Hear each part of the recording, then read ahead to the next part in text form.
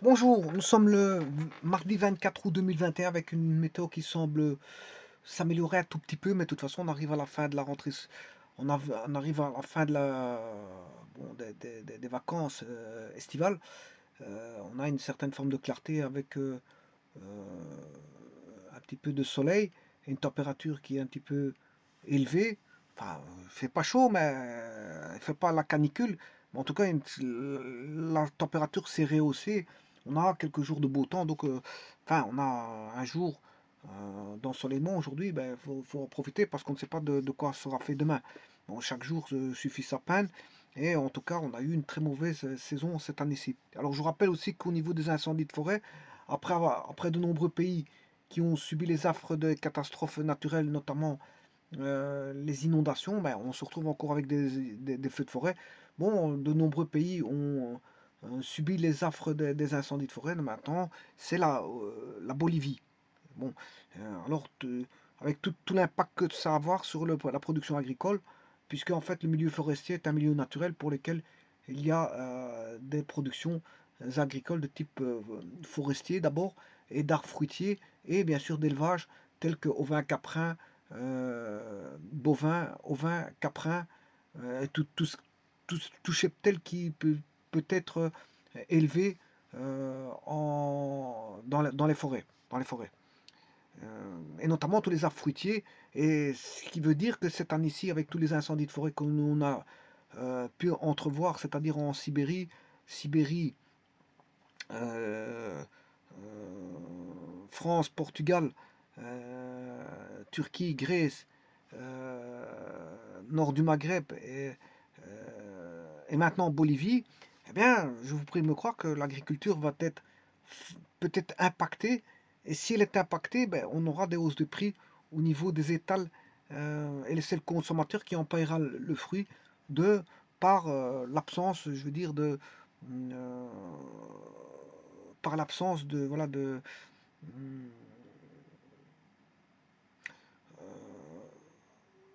responsabilité de certaines voilà de l'absence de responsabilité de certains services.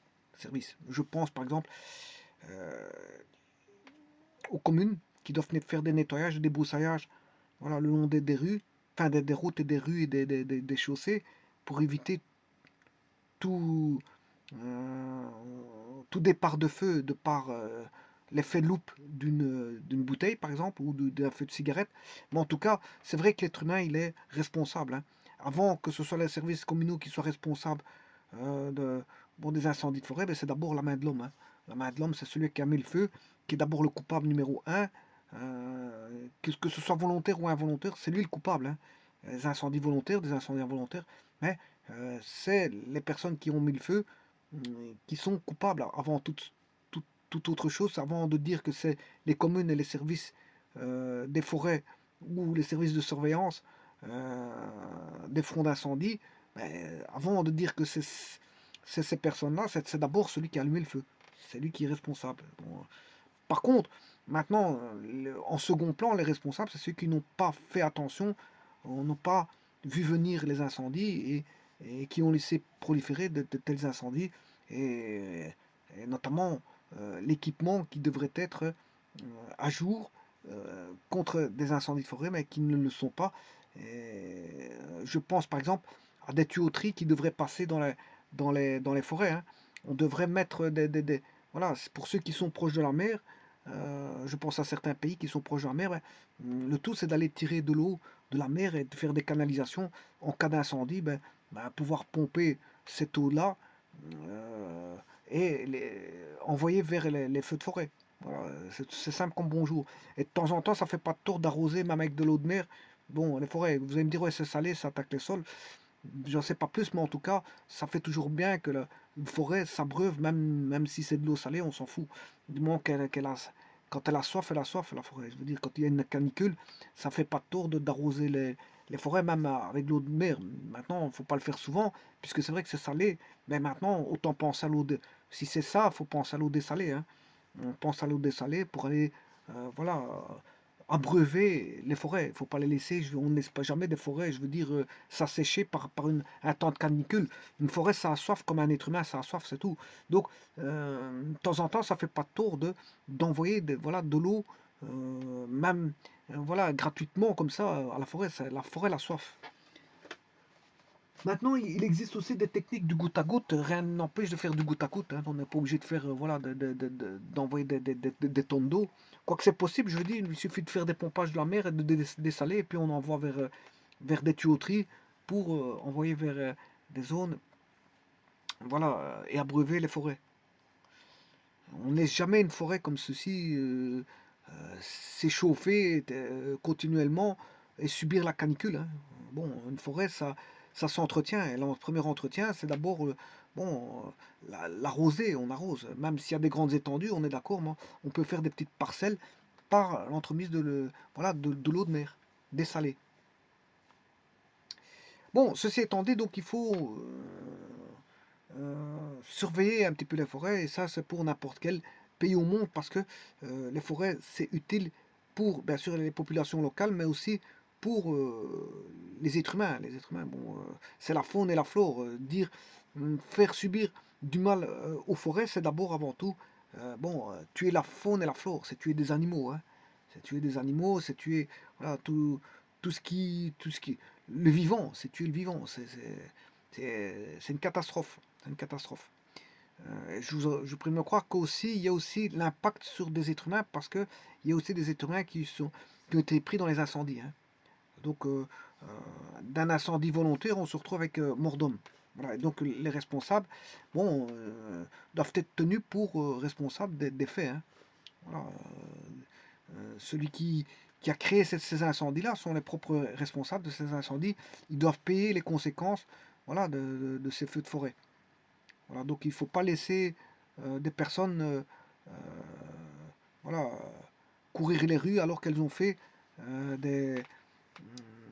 créer, je veux dire, des désastres au niveau des forêts. Parce que généralement, c'est que ce soit volontaire ou involontaire, hein. Celui qui fume une cigarette et qui jette un mégot et puis qui a un départ de feu, ben, je veux dire, bon, cette personne-là doit être condamnée parce qu'elle sait très bien qu'elle passe dans l'environnement d'un bois, elle doit faire très attention. On ne cessera jamais de le dire, mais bon, enfin bref, c'est comme ceux qui jettent voilà, des canettes. Bon, elles ont pollué le monde entier de canettes. Les bouteilles plastiques et les canettes, bon, les gens, il y a beaucoup de gens qui ne respectent pas l'environnement, et c'est malheureux. Et ben, le problème, c'est que ces bouteilles-là, elles se retrouvent en mer, et toutes ces saletés se retrouvent en mer, et les gens vont baigner dans une mer très sale. Alors, vous allez me dire, ouais, c'est certains pays. Non, non, non, parce que ces déchets circulent le long des mers, hein, vont d'un coin à l'autre. Donc, en fait, les gens, bientôt, ils vont aller se baigner voilà, dans des égouts, hein. C'est les mers propres, on a de moins en moins de mers propres, hein. Voilà, on a des bateaux qui passent qui font des dégazages en mer, hein. Voilà, il y en a qui défectent avec leur bateau et rejettent tout en mer. Il y en a qui jettent quasiment les égouts à la mer. Certains pays, ils rejettent des égouts à la mer. Certaines usines, ils rejettent leurs, voilà, ils polluent. Voilà, il y a des pollutions terribles, terribles. Et l'homme, l'être humain, ne fait plus attention à tout ça. Et c'est un grand malheur, un désastre écologique pour la Terre, hein. On parle du climat, on est d'accord. Ouais, ça peut être plusieurs causes, mais en tout cas, l'être humain est une des premières causes voilà, de l'élévation de température de la Terre. Je pense par exemple aux essais nucléaires. Les essais nucléaires, bon, s'il y a 50 pays qui ont fait des essais nucléaires, ben, ces 50 pays-là ont réchauffé, je veux dire, la Terre. Encore, heureusement qu'ils n'ont pas encore explosé cette Terre-là, parce que les essais nucléaires, ça a l'effet, un certain impact, hein. Ça a un certain impact, hein. Je veux dire, faire, voilà, qu'est-ce que ça a comme impact? En tout cas, un minime impact, mais ça a quand même un minime impact sur la Terre. Bon, ceci étant dit, je vous présente ici un énoncé. On demande de former une équation du plan passant par la droite D, 2x moins y moins 12z moins 3 égale 0. Bon, ça c'est le plan gamma 1. Et on a un deuxième plan, 3x moins plus y moins 7z moins 2 égale 0. Voilà, qui est gamma 2. Et l'intersection de ces deux plans donne la droite D. Voilà. Et on demande pour que cette droite D soit perpendiculaire au plan pi. Bon, alors il y a plusieurs modes d'attaque de ce problème, mais je vais y aller par une technique. Je ne vais pas faire 50 000 techniques, parce que, bon, en géométrie analytique dans le plan ou géométrie analytique dans l'espace, il y a plusieurs méthodes. Bon, le tout, c'est de ne pas faire chaque fois pour chaque exercice 4 méthodes ou 5 méthodes ou 6 méthodes ou 10 méthodes. Bon, bon, ça deviendrait très long, hein. Ça deviendrait très long à gérer des exercices. Hein, en plus, bon, le fait de faire 5-6 méthodes, les personnes qui sont en face de vous risqueraient de perdre un petit peu leur latin parce que bon, elles auraient différentes solutions. Euh, elles n'auraient pas un point de repère. Vous allez perdre leur point de repère tellement vous auriez de solutions à vos façons de voir les choses, vous en aurez plusieurs. Il faut aussi que bon, certaines personnes bon, s'astreignent à avoir une façon. Ça fait pas de tort, notamment pour un examen. Pour un examen. Parce que si vous allez commencer à expliquer différentes méthodes pour un gars qui doit passer un examen, le problème, qu'est-ce qui va se passer? Ben, c'est que bon, vous allez plus voilà, le déranger, que comment on appelle ça, le troubler, que de l'aider. Bon, l'aider à un examen, bon, ça doit être concis, clair, précis et orienté vers, vers une réussite. Et donc il faut une méthodologie. Et la méthodologie n'est pas le jour d'un examen de lui montrer 50 000 méthodes. Mais en tout cas, ici je vais en utiliser une. Bon, je pourrais en utiliser deux voire trois, mais ici je vais faire qu'une seule méthode qui est très simpliste, et je vais faire appel à un outil bien sûr que j'ai déjà entamé plusieurs fois et que je vous avais dit qu'il est euh, très utile cet outil. Alors tout d'abord, avant de voir cet outil que je vais utiliser, bien sûr, on va faire une idée de solution à ça. Alors, je vais effacer parce que j'ai fait une vidéo, voilà, j'ai fait une vidéo, ben, le problème, c'est que je dois la recommencer, et c'est surtout ça, c'est pour ça que bon, j'ai un problème technique, donc cette vidéo, je peux la jeter à la poubelle.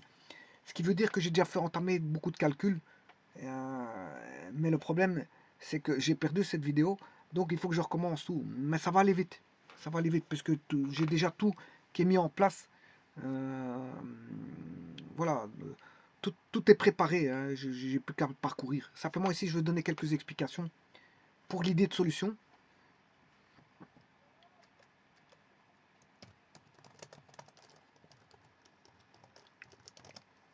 Alors, la première des choses qu'il faut savoir, c'est ceci. On recherche un plan. Bon, ça c'est l'énoncé qui est là, hein, qui le dit. On demande de former l'équation d'un plan, donc on cherche l'équation d'un plan. Bien sûr, un ROD étant fixé, cette équation de plan est valable dans le ROD, dans le repère orthonormé direct, et que les objets présents sont une droite qui est donnée par l'entremise de l'intersection de deux plans. C'est l'équation générale de deux plans. Oui, oui, oui, comme ça me va être utile, cette équation dont je vais utiliser un outil bien spécifique, puisque je vois qu'il est donné sous forme d'intersection de deux plans. Donc je vais aller profiter de cette donne de l'énoncé qui donne une équation de droite par l'entremise de l'intersection de deux plans. Donc je vais utiliser un outil adapté à ça. Vous allez voir c'est quoi cet outil. Et ensuite, cet outil, ben, je vais le rendre perpendiculaire au plan. Alors, je vais vous dire c'est quoi cet outil-là. Alors, pour ça, c'est l'idée de solution qui va être ici. L'idée de solution, bon, je vous ai dit que on recherche un plan alpha, on connaît une droite, et cette droite doit être inclue dans alpha. Donc, c'est ce qu'ils disent, hein. C'est ce qu'ils disent dans l'énoncé, ben, former une équation du plan en passant par la droite. Bon, si le plan passe par la droite, c'est que la droite est inclue dans le plan. C'est ce que ça veut dire. Alors, je vais créer une infinité double de plans par l'entremise d'un alpha variable. C'est-à-dire que je vais utiliser les faisceaux de plans. C'est ça, simple comme bonjour, je vais utiliser les faisceaux de plans. Alors, je vais faire passer un faisceau de plans au travers de, de la droite. Je vais faire passer un faisceau de plans qui va passer au travers de la droite, qui va contenir la droite en tout cas. Et puis je vais imposer une certaine forme de contrainte, et cette contrainte, la voici. C'est de dire que le plan alpha sera perpendiculaire à pi. Alors, vous allez voir comment je vais travailler. Je ne vais même pas prendre alpha, je prends de... Vous allez voir comment je vais faire. Voilà, c'est un petit peu étrange, mais ça marche. Ça marche, le système il marche. Donc, l'idée de solution va marcher, vous allez voir que ça va marcher. Que c'est le principal, je pourrai trouver l'équation du plan.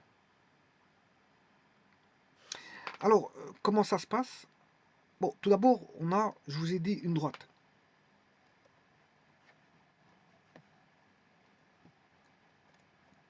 Je vais faire passer un faisceau de plan, variable, que j'appelle alpha v, et je vais imposer ce alpha v perpendiculaire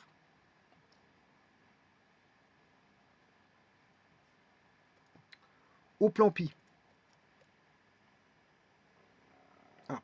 Donc, ça, c'est la première idée de solution. La première idée de solution, c'est de se dire, c'est d'avoir un faisceau de plan, créer un faisceau de plan. Voilà, je crée un faisceau de plan variable, c'est-à-dire qu'il y a une infinité de doubles de plans, qui contient la droite D. Ensuite, je vais fixer la contrainte et de dire que le plan alpha V doit être perpendiculaire à pi.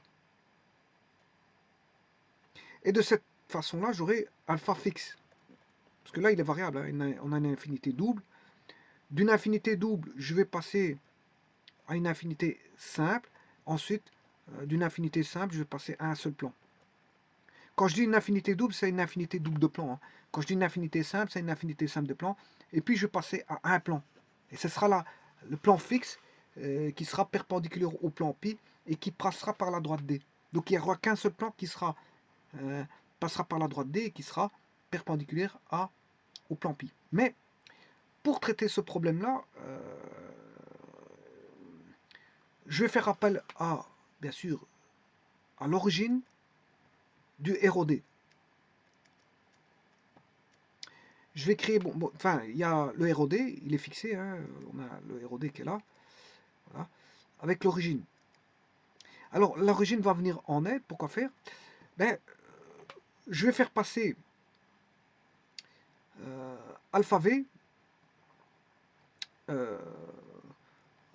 sur l'origine. Donc, je vais créer, si vous voulez, un alpha 0V, un plan directeur variable qui va passer par l'origine. Pourquoi ça? Parce que, en fait, si vous voulez, ici, je connais le vecteur normal de pi. Le vecteur normal de pi, je le connais. Donc, comme je vais le lier à l'origine, ce vecteur normal de pi sera égal à la coordonnée de l'extrémité. Alors, je veux tout de suite vous dire que le plan pi, on connaît, hein, puisque c'est 1, 2, 5, je crois. Oui, c'est ça. 1, 2, 5, regardez. 1, 2, 5. La normale, c'est 1, 2, 5. En composante. Le plan pi, sa normale, c'est 1, 2, 5. Donc, ce qui veut dire que sa normale, la composante, c'est 1i plus 2j plus 5k. Mais ce qui veut dire que la coordonnée de A, c'est 1, 2, 5. Puisqu'en fait, un vecteur qui est lié à l'origine, a la même... ses coordonnées sont les composants du vecteur, puisqu'il est lié à l'origine. Alors maintenant, sachant ceci, je vais faire un plan, passer le plan alpha en 0.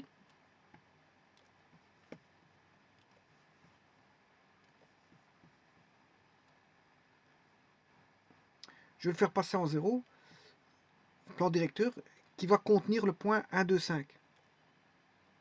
Donc j'aurai, si vous voulez, le point A va passer par le plan alpha 0V, qui est le plan directeur du plan recherché, variable, mais si vous voulez, fixé, passant par le point 1, 2, 5. Grâce à ça, je vais trouver mes paramètres. En tout cas, je vais trouver la relation paramétrique. Et dès que j'ai la relation paramétrique, je peux retrouver... bon, on a une infinité double de plans au départ. Hein. Je vous l'ai dit ça. Hein. On a une infinité double de plans. Une infinité double. Donc j'aurai deux paramètres, lambda mu. Hein. Ensuite, je vais réduire à un seul paramètre qui sera lambda ou mu. Ça, peu importe, on s'en fout. Je garderai soit lambda, soit mu. Et puis, j'éliminerai le lambda parce que je fixerai voilà, un plan bien défini. Voilà. On sait bien que un plan est proportionnel à une constante près.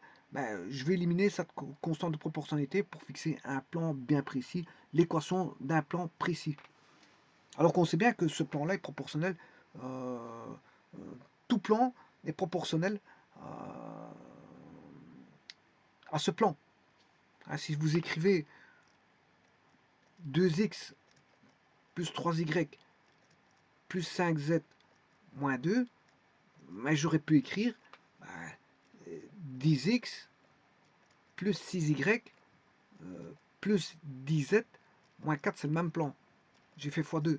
Donc c'est normal, tout plan 10x est le plan du dessus, 10x plus 6y plus 10z moins 4.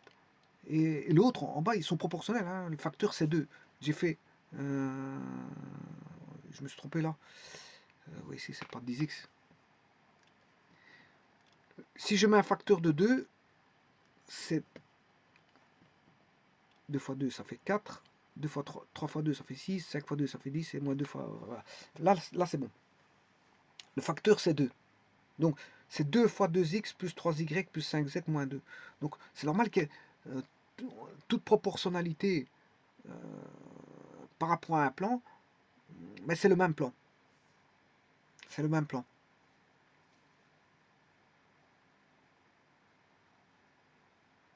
Voilà. Donc, en fait, quelque part, je vais prendre, dans cette proportionnalité, je vais définir un plan bien précis. Et je dirais que c'est bon, ça sera ça l'équation du plan. C'est pour ça que je vous dis que j'aurai un plan fixe. J'aurai un plan fixe. Donc, là, infinité double, plan variable. Infinité simple, j'ai toujours un plan variable, là je le fixerai à un plan.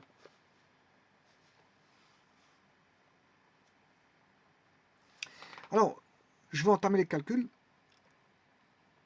Et donc après, dans l'idée de solution, ça n'est pas terminé, parce qu'une fois que j'ai le plan alpha 0 variable, après je ferai le décalage. Hein.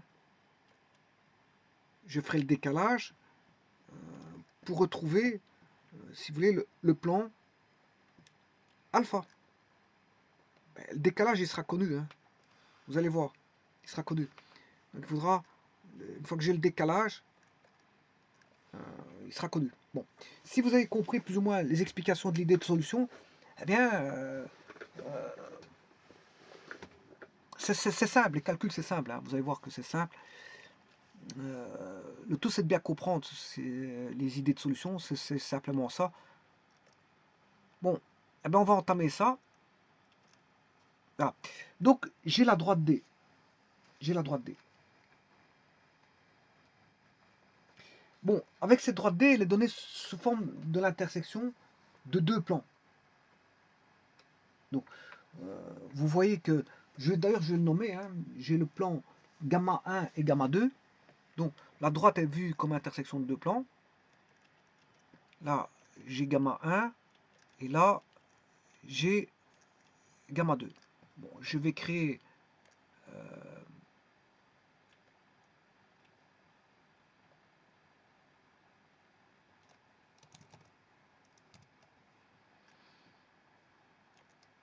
un faisceau de plans. Donc, j'aurai une infinité double de plans.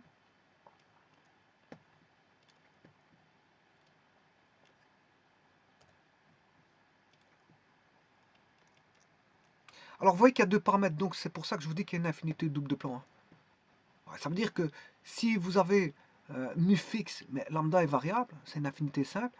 Mais maintenant, si vous avez lambda variable, ben, vous avez mu.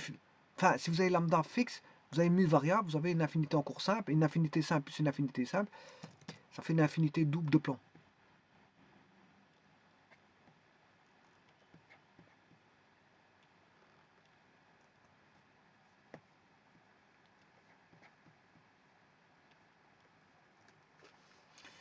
Alors, bien sûr, ça c'est un faisceau de plan qui est bien sûr alpha variable.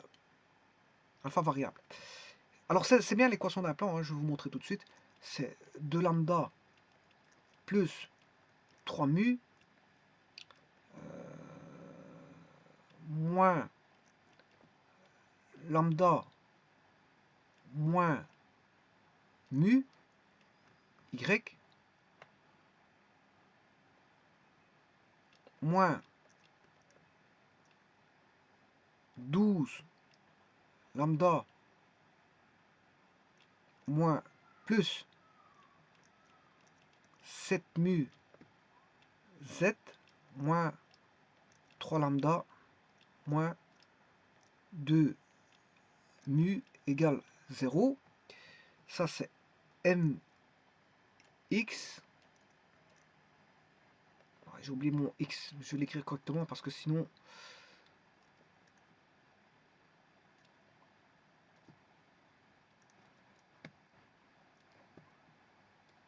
mx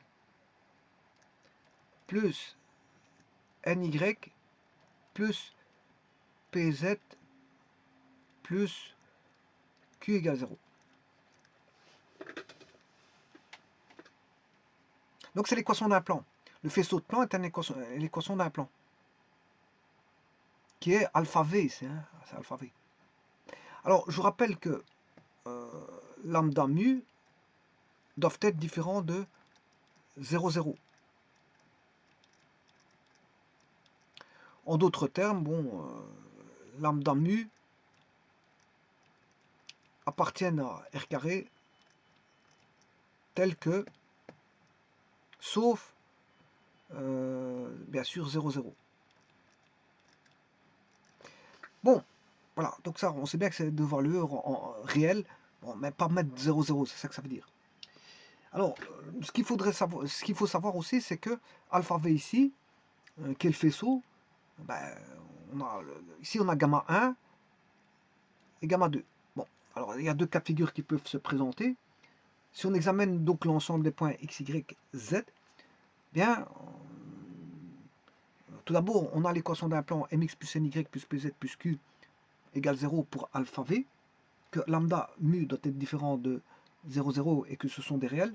Si gamma 1 et gamma 2 ont des points communs, alors le plan alpha v passe par les points communs de gamma 1 et gamma 2. Et on a un faisceau de plan à ce moment-là d'arête gamma 1 inter gamma 2. Maintenant, si gamma 1 et gamma 2 n'ont pas de points communs, alors ce plan est parallèle à gamma 1 et gamma 2. Et on a à ce moment-là un faisceau de plan parallèle à gamma 1, gamma 2. Alors, donc on a notre faisceau de plan. Maintenant, ça c'est le faisceau de plan, bien sûr, qui est là, hein, dans les idées de solution.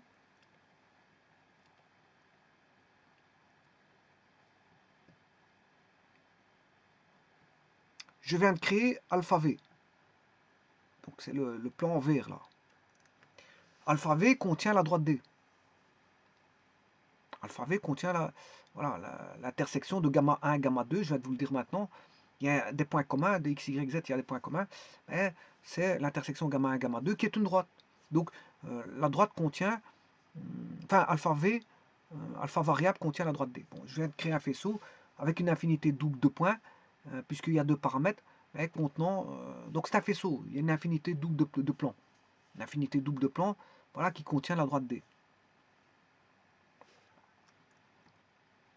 Alors maintenant, ce que je vais faire, voilà, j'ai gamma 1 et gamma 2, j'ai le faisceau. Alors, mon faisceau, il est là. Et maintenant, je vais le faire passer par l'origine. Alors, dans les idées de solution, je vous ai dit que je vais créer le plan bleu, là. Vous voyez, le plan bleu, c'est alpha v mais qui va passer par l'origine. C'est un plan directeur, si vous voulez, de alpha, mais qui va passer par 1, 2, 5. Donc, je le fais passer par 1, 2, 5. Voilà. Donc, le plan, c'est bien pi, c'est x plus 2y plus 5z moins 1 égale 0. Alors que le vecteur normal, vecteur directeur normal de pi, c'est 1, 2, 5. Comme il est lié à l'origine, bon, une extrémité, c'est le point A, 1, 2, 5. Et 1, 2, 5 fait partie du plan alpha 0v.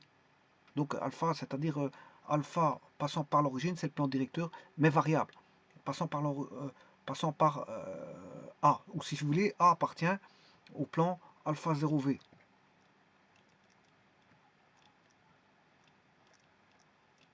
V, c'est variable. Hein. Il n'est pas fixe. Je cherche un plan fixe. Et 0, ça veut dire qu'il passe par l'origine, c'est un plan directeur. Alors, vous voyez qu'il est bien variable parce que j'ai toujours mes deux paramètres. Hein. Donc, j'ai toujours mon infinité double de plan. Alors, je fais passer par x, y, z. Enfin, je fais passer par 1, 2, 5, par le point 1, 2, 5, tout simplement en remplaçant x par 1, y par 2 et z par 5. Parce qu'on sait bien que le plan...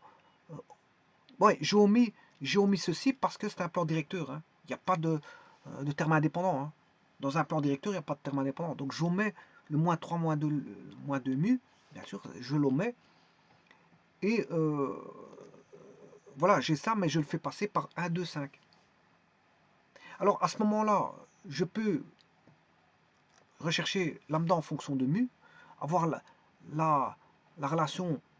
Donc ça c'est une contrainte. La contrainte elle est levée. Hein. La contrainte est levée parce que voilà, je dis que en faisant ça, je dis que il est perpendiculaire au plan pi. Puisque voilà, je dis que la contrainte est élevée. Hein. C'est pour ça que je peux trouver lambda en fonction de mu. Parce que voilà, le alpha 0 là, il passe par 0, hein, qui passe par le 0 de l'origine du repère orthonormé. C'est un plan directeur, alpha 0 variable. Et bon, il doit être perpendiculaire au plan pi en rouge, hein, qui est le plan rouge ici. Voilà, il doit être perpendiculaire à ça. Mais pour être perpendiculaire, ben, bien sûr, je vais chercher le vecteur normal à pi, dont je connais sa composante, et j'en crée un point A, et ce point A, je le fais passer par alpha 0v. Alpha 0v. Bon. Et grâce à ça, la contrainte salvée, j'aurai bien alpha 0v qui est perpendiculaire à pi, automatiquement. Voilà. Et donc, je lève la contrainte de perpendicularité, mais en même temps, je vais bannir, je vais passer d'une infinité double à une infinité simple, puisque j'aurai plus qu'une variable. Vous allez voir, je vous l'ai dit, je passerai d'une infinité double, j'ai deux variables lambda mu, et je vais repasser par une infinité simple. J'aurai plus que du mu ou du lambda. Je vais voir ce que j'ai fait. Voilà, je calcule tout ça. Voilà, je calcule tout ça. Donc j'ai toujours mon alpha 0v. Bon, il n'y a pas de terme indépendant, je vous l'ai dit. Et je calcule ça qui fait 2 lambda moins 2 lambda. Voilà, et je me retrouve, je fais tous les calculs, et je me retrouve avec moins 2 lambda égale mu. Bon, alors je vais remplacer. Je n'ai plus qu'une variable maintenant. Hein, je vais garder. Alors, est-ce que je garde le mu ou le lambda? Enfin, je vais choisir. Je vais fixer mu égale moins 2 lambda. Donc, je vais reprendre l'équation du plan directeur, variable. Alors, j'ai dit que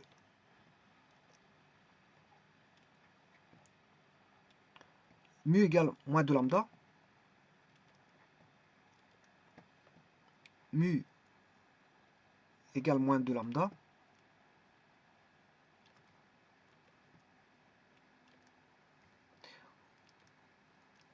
Pour l'instant, j'ai une infinité double. Hein. Après, je vais changer moins 2 fois moins 2 lambda. Voilà. Mu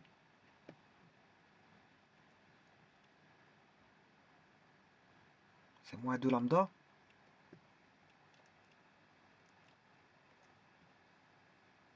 Et mu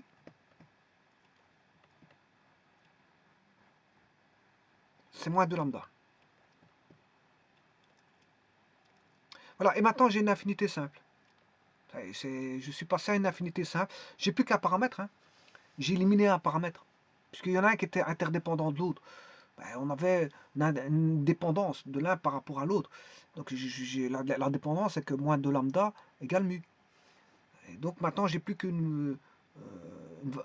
un paramètre. Donc si j'ai plus qu'un paramètre, j'ai plus qu'une infinité simple de plan. Donc moins 2 fois 3, ça fait moins 6 lambda. Ce qui fait moins 4 lambda. Moins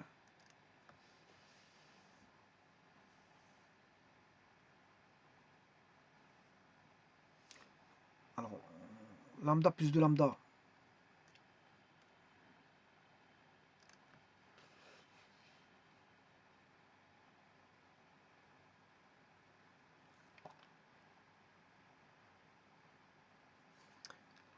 Bon, bah maintenant, je peux fixer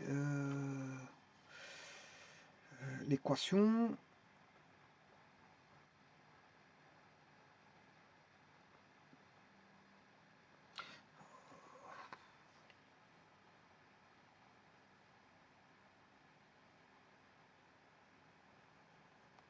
Bon, je vais fixer l'équation. Hein. Bon, ici, c'est plus x, c'est plus 1.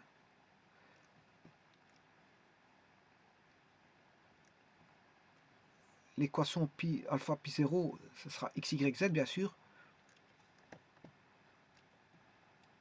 X, y, z, c'est un plan directeur, bien sûr. Alors, ce qui fait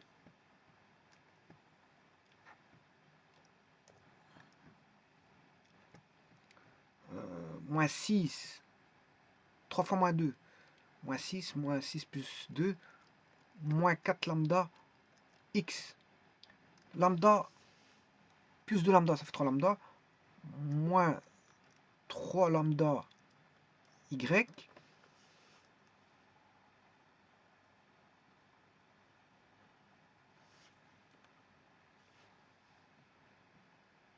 moins 14 lambda plus 12, ça fait moins 2, plus 2 lambda z égale 0. Voilà, ça c'est alpha 0v. Et là maintenant je vais fixer, bon, le lambda je peux le mettre ici, je vais mettre même moins lambda, j'aurai 4x plus 3y plus, enfin, moins 2z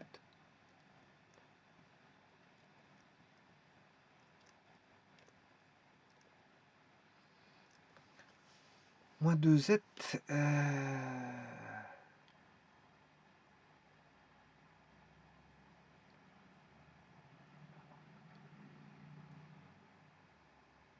moins 2z égale 0. Voilà, et ça c'est alpha 0. Maintenant, je l'ai. J'ai les, enfin, c'est plus alpha 0. Si je fixe lambda égale 1, ou moins 1, je fixe lambda égale moins 1. Si, là j'ai toujours une infinité simple de plan, si parce qu'il y a un paramètre. Hein. Si je fixe si lambda égale moins 1, là à ce moment j'ai 4x plus 3y moins 2z, voilà, égale 0. Ça c'est le plan qui passe par l'origine. Alors je vais déjà faire ça sur GeoGebra. Je vous relis l'énoncé. Hein. Donc former une équation du plan en passant par la droite d 2x moins y moins 12z moins 3 égale 0. Ça c'est le premier plan. Le second plan c'est 3x plus y moins 7z moins 2 égale 0. C'est le second plan. Il doit être perpendiculaire au plan x plus 2y plus 5z moins 1 égale 0. Au plan pi. Bon. Je vais faire tout d'abord tout ça sur GeoGebra. Voilà. Alors je vais enlever le tout parce que j'ai déjà travaillé auparavant. Voilà. Alors qu'est-ce que je fais? Voilà, le ROD qui est posé. Je vais mettre mon premier plan. Voilà, 2x moins y moins 12z moins 3. En même temps, je vais mettre le 3x plus y moins z moins 2. Et je vais former la droite D. Donc le but, c'est de former la droite D. Donc je mets ce premier plan. C'est un plan quelconque, il est parallèle à aucun plan parce qu'il contient les coefficients A, B et C de x, y, z. Donc on a un plan quelconque. Le second plan, ben, c'est celui-là. Voilà, il contient, c'est un plan quelconque aussi. Hein. Alors, on a l'intersection des deux plans, et voilà la droite D qui est donnée dans l'énoncé. Ensuite, on a le plan pi. Le plan pi, voilà, qui doit être perpendiculaire au plan recherché. Et le plan recherché doit passer par D. Hein. Donc, je vais mettre ce plan pi, c'est une donnée. Hein, voilà. Je vais chercher, voilà, ça c'est le plan pi. Je vous ai dit que j'allais chercher son vecteur normal lié à l'origine. Voilà, il est lié à l'origine. Je mets le point d'extrémité A. Voilà. Et maintenant, je vais mettre le plan fixe que je viens de trouver, qui est 4x plus 3y moins 2z égale 0. 4x plus 3y moins 2z égale 0. 4x plus 3y moins 2z égale 0. Voilà. Qu'est-ce qu'on remarque? Ben, il passe bien par le point A et il est perpendiculaire au plan. Ouais, mais il ne contient pas la droite orange. Hein. Maintenant, je dois encore mettre le décalage. Hein. Ça, c'est uniquement alpha 0. C'est alpha 0, ça. Hein. C'est un plan directeur. Voilà. Maintenant, je vais le faire passer par la droite en faisant le décalage. Je vais aller chercher tout de suite le décalage, mais tout ça pour vous dire que, regardez bien, qu'il y a l'angle entre le plan là et le plan, ce qui est, c'est C, ça fait 90. Donc il est bien perpendiculaire. Vous voyez, ils sont bien perpendiculaires. Donc j'ai bien la condition d'orthogonalité du plan recherché, mais le problème ici, il passe par l'origine. Il passe par l'origine. Et c'est pas celui-là qu'il me faut, parce que ce qu'il me faut, il doit être décalé, il doit passer par la droite. Alors, le décalage, il est facile à trouver. Il suffit d'aller chercher l'équation paramétrique. Voilà, l'équation paramétrique. Il est là.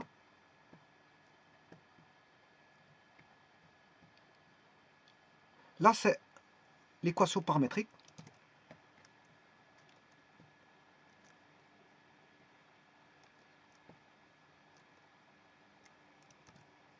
Alors, on connaît, je vous avais dit tout à l'heure, le décalage, il est là. Hein. Ce décalage, il est ici. Il suffit de prendre moins, je vous ai dit que moins 2 lambda égale mu. Moins 2 lambda était égal à mu. Si vous vous rappelez, moins 2 lambda était égal à mu.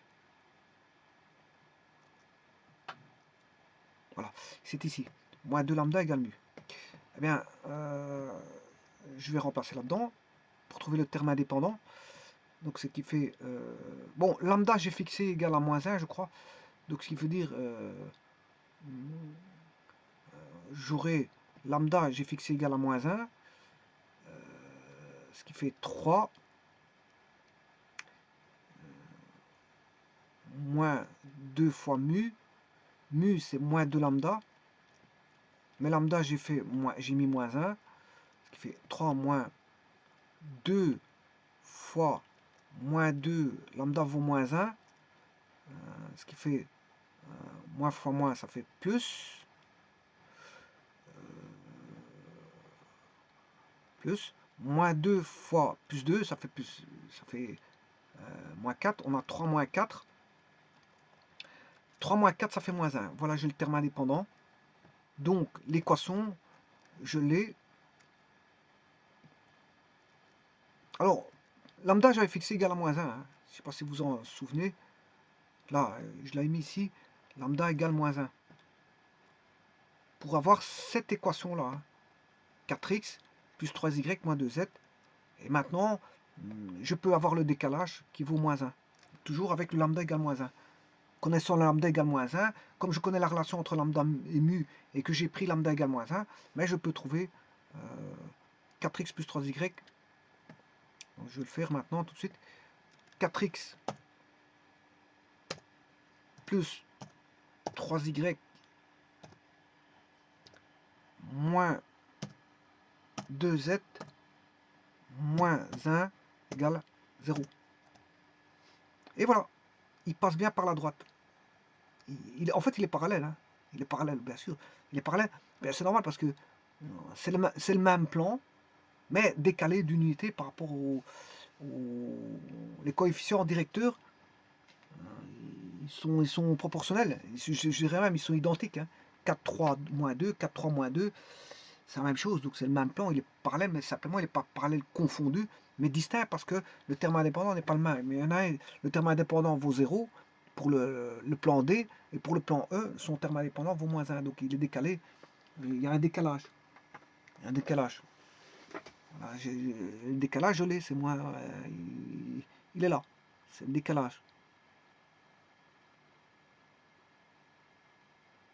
Bien sûr, le décalage associé à plus Q, hein, parce que la distance entre D et E,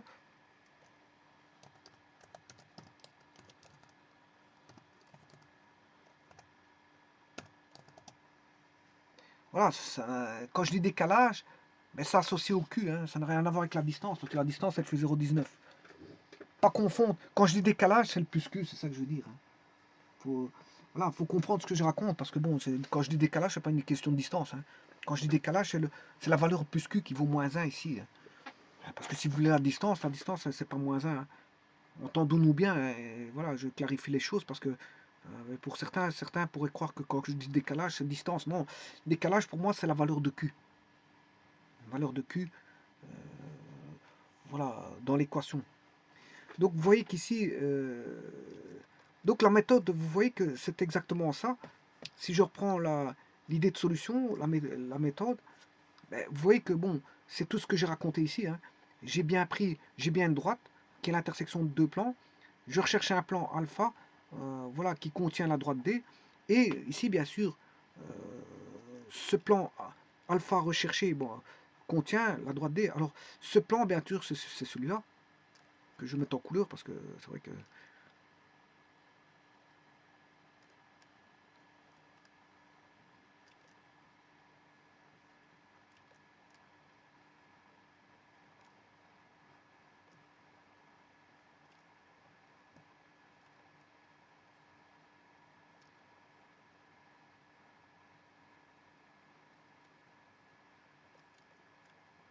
elle est en vert, voilà. Donc, vous voyez que le plan en vert contient la droite D. Et il est perpendiculaire au plan donné en rouge. Donc, mais pour ça, il a fallu passer par l'origine et passer par un vecteur directeur lié à l'origine. Et donc, un point qui contient, un plan directeur qui contient le point A et qui est perpendiculaire. En contenant le point A, il sera directement d'office perpendiculaire au plan donné, qui est en rouge. Et puis, le tout, c'est de chercher le décalage pour qu'il passe par la droite D. Donc, vous voyez, il y a une infinité. On est passé d'une infinité double de plans à une infinité simple de plans. Une infinité simple de plans passant, bien sûr, par l'origine. Et puis après, je fais un décalage. Je fais un décalage euh, avec un décalage donné. Mais connaissant les paramètres, je peux trouver, et en fixant le paramètre, lambda, je peux trouver le plan fixe qui passe par la droite et qui est perpendiculaire au plan donné.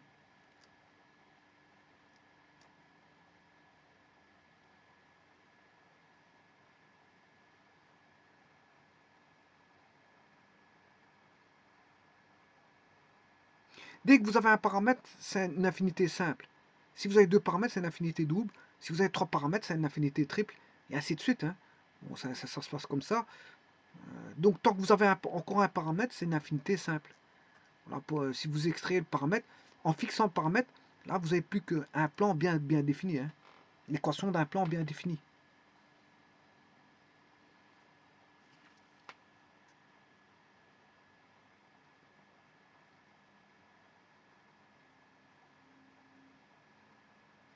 Parce que l'équation d'un plan peut être représentée à un multiple près. C'est toujours le même plan. Donc il y a une infinité simple d'équations de plan qui représente le même plan. Qui représente le même plan. Une infinité simple d'équations qui représente le même plan.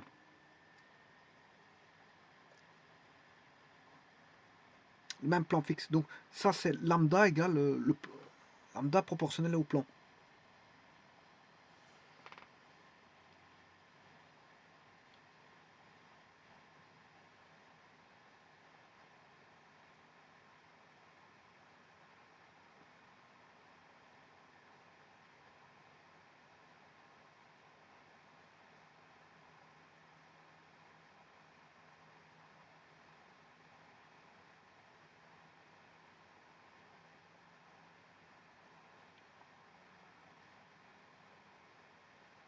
Voilà, donc ça c'est une idée de solution. Bon, il y a des autres méthodes. Je vous ai dit au départ que bon, il y a tellement de techniques que bon, j'ai choisi celle-ci par les faisceaux de plan parce que c'est très, très simple à utiliser. Les faisceaux de plan est un outil, une technique bon, qui facilite qui facilite les choses. Hein. Vous mettez le faisceau de plan pour autant que la droite est donnée par l'équation de l'intersection de deux plans, sous forme générale ou même sous forme, bon, on s'en fout, même s'il est sous forme réduite, on s'en fout. Mais de toute façon, même une autre équation de plan, on sait toujours se ramener à une équation générale de plan, d'intersection de plan. Même avec l'équation coutumière, on peut se ramener, on peut manipuler les équations pour passer de l'une à l'autre. Donc on sait toujours revenir. Mais comme elle était donnée déjà, ben, je l'utilise directement. Voilà, elle est donnée sous forme d'équation d'intersection de deux plans. Mais si elle était sous forme coutumière, je le mets sous forme d'intersection de deux plans. Si elle était réduite, je la remets en forme généralisée d'intersection de deux plans. Si elle était réduite. Si elle était sous forme paramétrique, mais je la ramène sous forme d'intersection de deux plans pour essayer d'avoir. Parce que l'écriture du faisceau de plan, c'est toujours par rapport à l'intersection de deux plans. Voilà, l'écriture du faisceau de plan, c'est toujours par rapport à l'intersection de deux plans.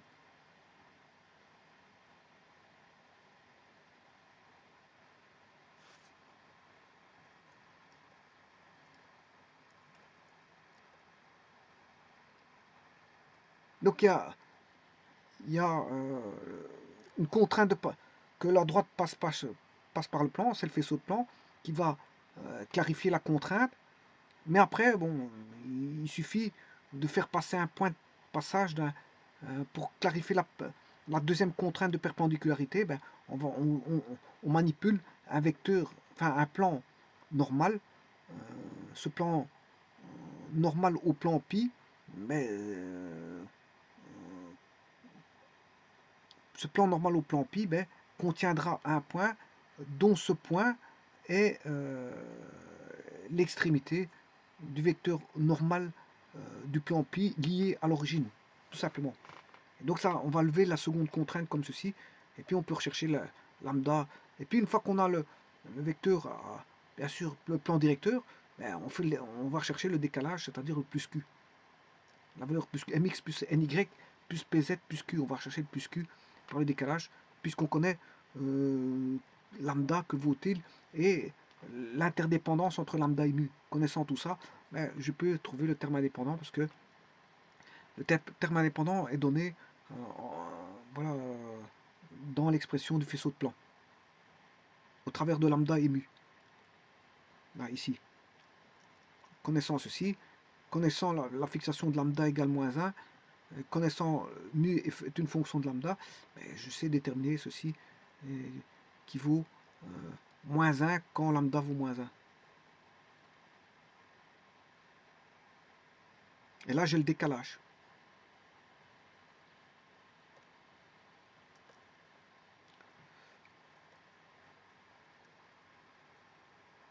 Je vous remercie.